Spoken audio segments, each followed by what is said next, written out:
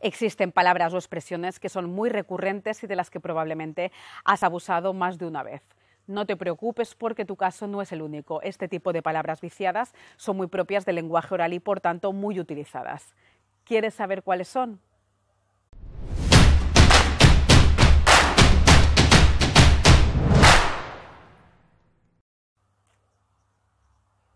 Todos pensamos que sabemos escribir desde que empezamos a juntar palabras en el colegio. Lo hacemos tratando de contar algo, de expresarnos o de informar y utilizamos un tono diferente en función del tipo de texto que estamos redactando e incluso nos atrevemos a considerarnos grandes escritores en una materia cuando hemos redactado sobre un tema varias veces, en varias ocasiones. Bien, puede que tú seas una de estas personas que se enfrenta a una hoja o a una pantalla en blanco y piense, pues no pasa nada, voy a ir transcribiendo todo lo que me venga a la cabeza. Esto, para empezar, es uno de los grandes errores habituales en los comienzos de todo el mundo, porque no te puedes sentar y empezar a escribir lo que te viene a la cabeza. Siempre, y aquí también, la estrategia y la planificación son clave, marcan la pauta y ponen las reglas.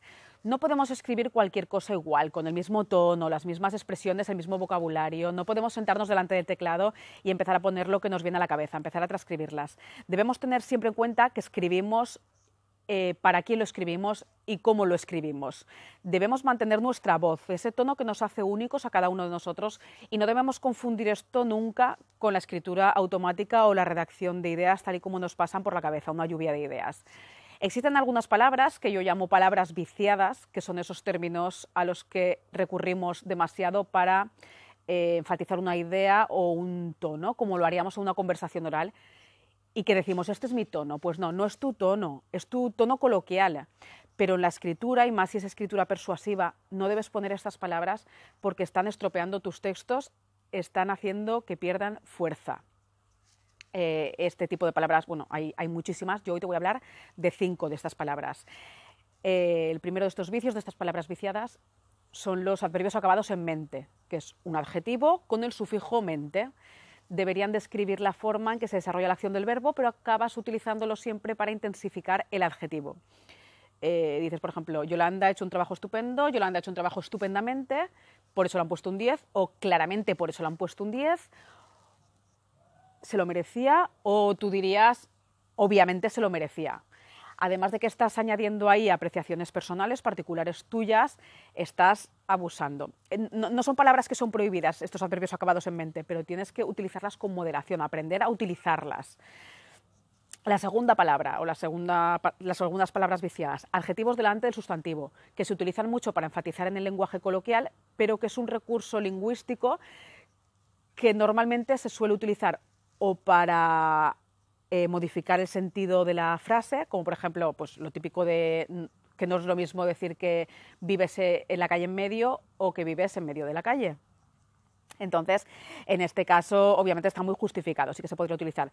Pero se utilizan también, en segundo lugar, para una apreciación valorativa. Ahí ya estás influyendo mucho en el tono de su mensaje. Y si no te dedicas a la escritura literaria, sino persuasiva, esto puede resultar valorativo e incluso pedante.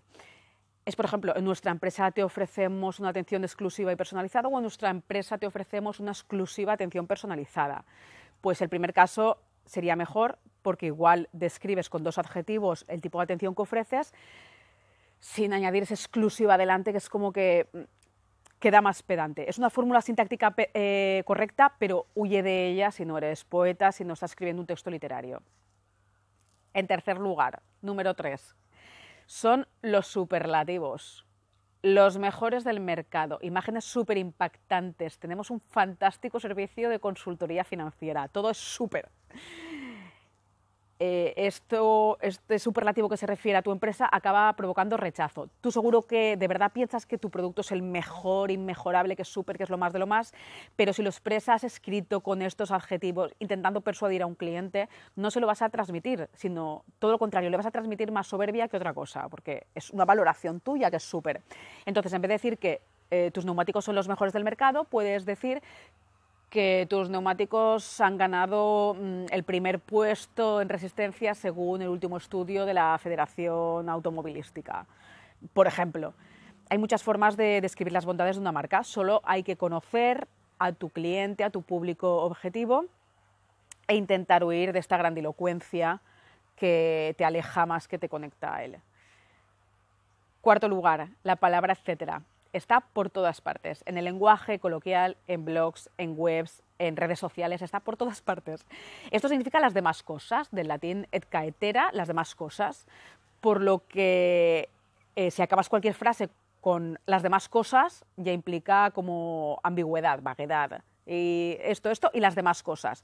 No es una palabra incorrecta, no pasa nada si hace acto de presencia, si la utilizas alguna vez en tus redacciones, pero si verdaderamente tú quieres que tus textos tengan fuerza, que transmitan lo que tú quieres y que no parezcan inacabados, huye de esta fórmula, huye de este etcétera y haz una enumeración firme y finaliza la frase con un punto y final. Si buscas una alternativa de etcétera que no sabes cómo acabarlo, pues esto, entre otros, o esto, o esto.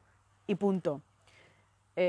Juan ha utilizado Google Calendar o iCalendar, entre otros, en vez de poner etcétera. Entonces, esta palabra etcétera también a veces va acompañada de otra de las cosas prohibidas, que es un signo de puntuación, que son los 3 puntos suspensivos, que es como, en vez de poner el etcétera, lo mismo. Juan utiliza iCalendar, Google Calendar, puntos suspensivos. Bueno, pues en último lugar está la repetición de palabras. No hace falta ser un experto en sinónimos, sino que podemos disponer de un diccionario a mano. Un texto en el que hay una palabra que se repite constantemente acaba haciendo la lectura insoportable, acaba haciendo la lectura muy pesada y el lector acaba abandonando ese texto. Esto puede ocurrir por 2 motivos. Porque algún no experto en SEO ha oído hablar del poder de las palabras clave y ha pensado que si empieza a meter por todas partes en sus párrafos una misma palabra conseguirá posicionar mejor su artículo. Esto pasa muchísimo. O puede pasar también que esa palabra realmente sea relevante en el discurso y pues la repitas porque a lo mejor no te has molestado en buscar sinónimos o alternativas o sustituirlas porque no lo has pensado, porque no se te ha ocurrido. Si tu caso es este último, es muy salvable, yo te recomiendo la página web o la aplicación de la RAE o Fundeu, porque te van a ayudar a buscar sinónimos, palabras alternativas para enriquecer el vocabulario de tus textos. Con todo esto quiero decirte que aprender a escribir bien implica constancia y repetición. No podemos transcribir únicamente lo que nos viene a la cabeza. Documéntate, define a tu cliente ideal, define tu voz y dirígete a él. Hazlo con un mensaje correcto, estructurado, ordenado, con sentido. Y cuando ya tengas el texto redactado, además repásalo al final, porque siempre hay fallos, corrígelo. Y cerciórate de que como mínimo estas 5 palabras pues no están presentes, no has abusado demasiado de ellas y que todo el vocabulario que utilizas es correcto, que no hay faltas de ortografía. La redacción web no la puede hacer cualquiera, por mucho que todo el mundo piense que sabe escribir. Así es que mi consejo es que si quieres dedicarte a esto, te formes, practiques y que escribas y escribas. Si te ha gustado este vídeo, dale a me gusta y compártelo. Suscríbete a mi canal de YouTube si quieres ver más vídeos como este o a la newsletter de mi página web marialahuerta.com para aprender más sobre copywriting, sobre escritura persuasiva o sobre marketing de contenidos para ayudarte a hacer crecer tu negocio.